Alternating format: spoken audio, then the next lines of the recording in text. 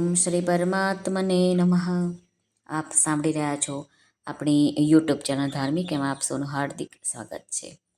આજના વિડીયોમાં આપણે સાંભળવાના છીએ શ્રીમદ ભગવદ્ ગીતા અધ્યાય 11મો વિશ્વરૂપ દર્શન યોગનો શ્લોક ક્રમાંક 43.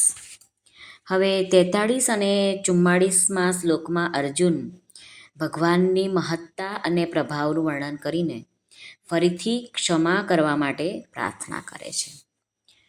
અર્જુન ઉવાચ પિતાસि લોકસ્ય ચરાચરસ્ય ત્વમસ્ય પૂજ્યશ્ચ ગુરુર્ગરીયાન ન ત્વત્સમોऽસ્ત્યભ્યધિકઃ કુતોऽન્યો લોકત્રયેऽપ્યપ્રતિમપ્રભાવ.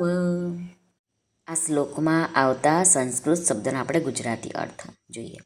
ત્વમ એટલે આપ જ, અસ્ય એટલે આ, ચરાચરસ્ય ચરાચર, લોકસ્ય એટલે જગતના, અસી એટલે છો, ચ એટલે અને, ગરીયાન એટલે ગુરુઓના, ગુરુહુ એટલે મહાન ગુરુ છો, અપ્રતિમ પ્રભાવ અનંત પ્રભાવશાળી ભગવાન, લોકત્રયે આ ત્રણેય લોકમાં, ત્વત સમઃ આપના સમાન, અપી એટલે પણ, અન્ય એટલે બીજો કોઈ, ન અસ્તિ નથી, અભ્યધિકઃ એટલે ચડિયાતો, કુતઃ એટલે ક્યાંથી હોઈ શકે.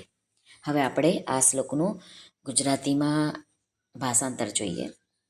અર્જુન ભગવાનને કહે છે, આપ આ ચરાચર જગતના પિતા, સૌથી મોટા ગુરુ અને ઘણા પૂજનીય છો.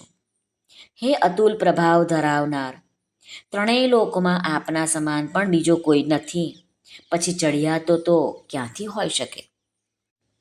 પિતાસી લોકસ્ય ચરાચરસ્ય, રામ સુખદાસજી વર્ણવે છે, અનંત બ્રહ્માંડોમાં મનુષ્ય, પશુ પક્ષી વગેરે જેટલા જંગમ પ્રાણીઓ છે અને વૃક્ષો, લતા વગેરે જેટલા સ્થાવર પ્રાણીઓ છે, એ બધાને ઉત્પન્ન કરવાવાળા અને એમનું પાલન કરવાવાળા પિતા આપ જ છો.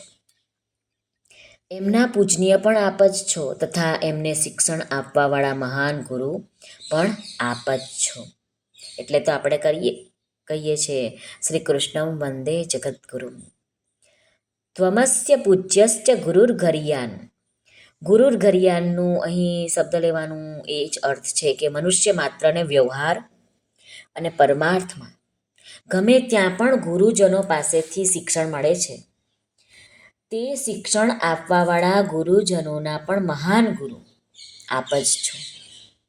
એટલે કે શિક્ષણ માત્રનું અને જ્ઞાન માત્રનું ઉદ્ગમ સ્થાન આપ જ છો.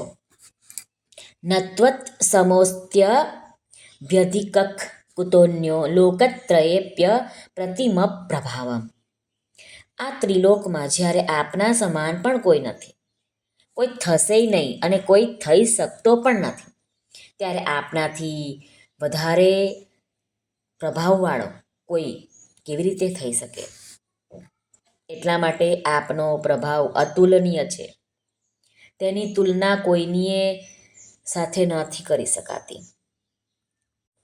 અર્જુન આપણી જેમ લૌકિક દ્રષ્ટિથી સંસારની સત્તાના અંતર્ગત કહે છે કે આ ત્રિલોકમાં આપના સમાન બીજું કોઈ નથી, પછી આપનાથી ચડિયાતું તો હોઈ જ ન શકે. પરંતુ વાસ્તવિક દ્રષ્ટિએ જ્યારે ભગવાન સિવાય બીજું કંઈ છે જ નહીં, તો પછી તેમાં સરખામણી અને વધારે કહેવાનો પ્રશ્ન જ નથી આવતો. આગળ અર્જુને કહ્યું ને કે સમસ્ત તમારા વિરાટ સ્વરૂપની અંદર બધું જ મને દેખાય છે. આ સમગ્ર સૃષ્ટિ દેખાય છે. યક્ષો, રાક્ષસો, ગંધર્વો, મનુષ્યો, સિદ્ધગણો, ઋષિગણો બધું જ ભગવાનની અંદર દેખાય. સ્થાવર જંગમ જે પણ કંઈ દ્રષ્ટિગોચર થાય છે બધું જ ભગવાનના સ્વરૂપની અંદર અર્જુનને દેખાય છે.